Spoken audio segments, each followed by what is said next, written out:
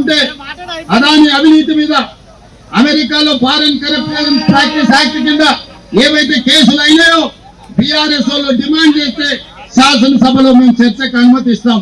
తెలంగాణ శాసనసభ జేపీసీ కోసం ఏకగ్రీవ తీర్మానం చేద్దాం.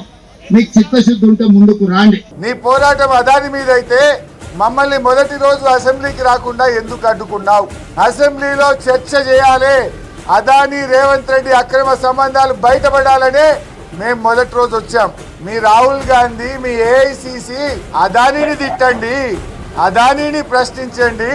అదాని అవినీతి గురించి మాట్లాడమంటే పాపం అదాని మీద మాట్లాడాలంటే రేవంత్ రెడ్డికి భయం అవుతా ఉన్నది. అదాని మీద ధైర్యం జాలతలేదు మాట్లాడడానికి.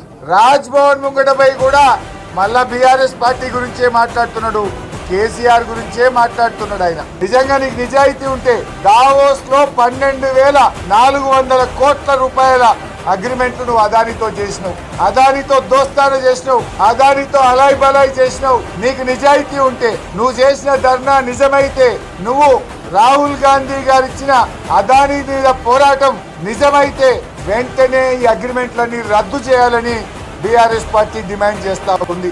మేము రేవంత్ రెడ్డికి డిమాండ్ చేస్తున్నాం.